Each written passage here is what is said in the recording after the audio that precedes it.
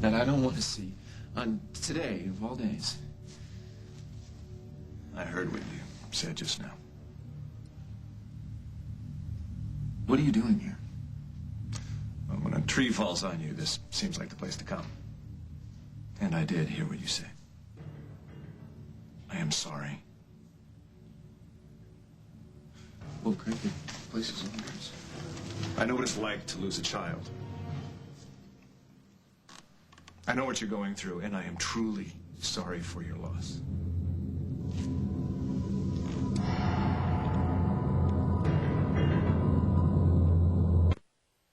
You go to hell.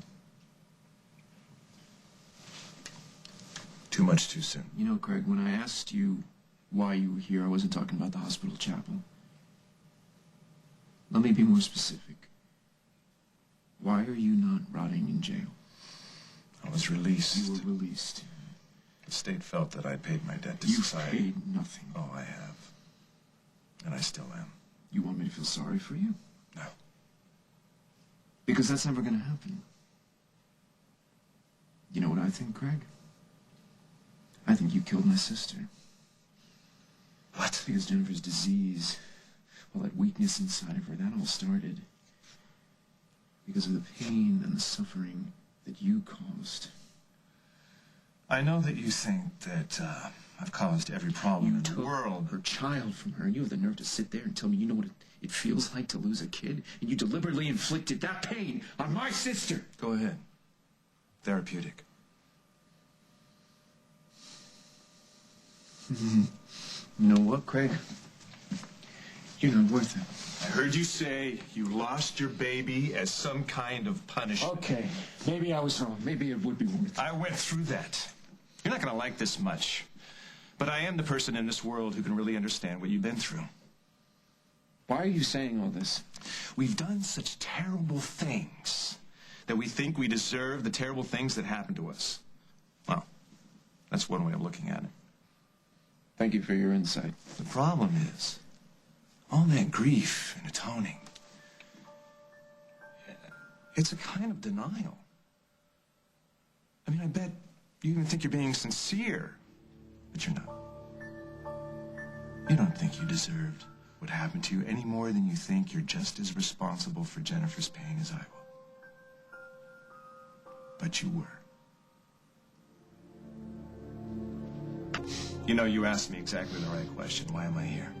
I could have gone anywhere. I didn't have to come back to Oakdale. Didn't have to steal Jennifer's baby. Didn't have to run Rosanna off the road. This is the only place on Earth where I can truly make up for what I did. Oh, will you shut up? You sit there talking like this is just another one of those little scrapes you need to get yourself out of. You don't get it, do you? She's not coming back. Rosanna's not coming back. That life, that laugh, the way her face would light up when some kid did some dumb thing in the park. And you tried to kill her just to cover your tracks. You were pathetic, you know that? You were a pathetic, sniveling coward. I don't think a coward would be here facing you. You think you got away with it? You think you got away from the law and you're home free? Let me tell you, Craig. I would be more than happy to pick up right where the law left off and make you pay for Rosanna's life with your own. I've got nothing left to lose. Come. Meg, is that you? Long time no see. You know, this is perfect timing. Paul was just saying that he had nothing left to lose. Here you are to prove that wrong. Let's just go. Yeah, you should listen to her. She's got a very nice, level head. You don't. You don't need this right now. Come on. That's right. It isn't time to make big decisions. Tell him that. Or threats, for that matter. He's pretty volatile. You know, I don't need you to explain him to me. Actually, nobody really needs you for much of anything, do they? Well, I think this conversation has reached the point of diminishing returns. But we had that first encounter, gotten through it. The longest journey starts with one small step. I meant every word I said. I'm sure. Meg, beautiful ring. Congratulations. From what I've heard, read, gleaned, she has really stood by you during some very difficult times. I think she deserves some happiness. What would make me real happy is if you took off. Sadly, doing prison time can put a real crimp in a relationship, play havoc with wedding plans. So, I'd be careful about the threats. Because if I feel that you might lose control, go over the edge, I'll be forced to call the police. And none of us would want that, now would we?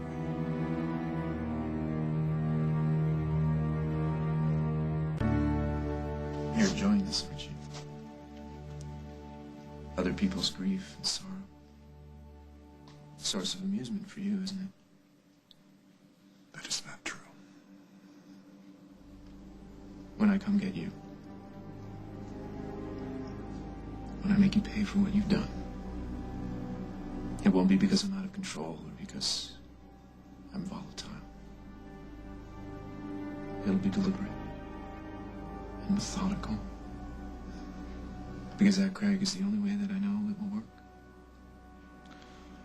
I am truly sorry for your loss.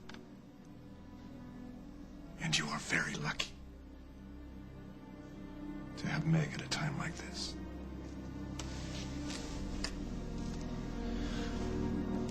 But you always had really good taste in women.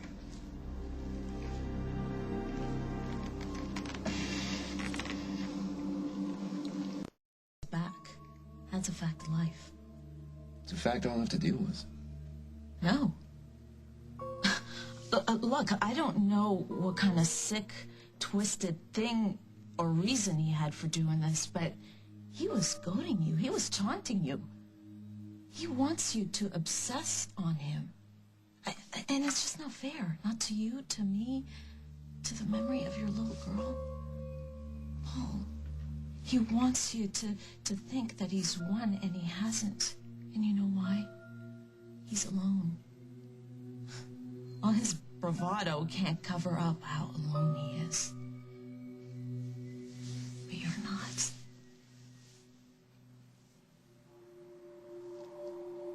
Last night was horrible. Yeah, it was.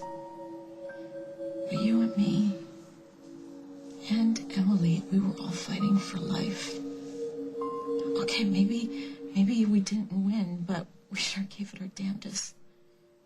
Just the way you fought for the baby throughout the whole pregnancy. And Paul, I mean, be sad. It's the only sane response. Don't think about being vengeful. Because that will make you like him.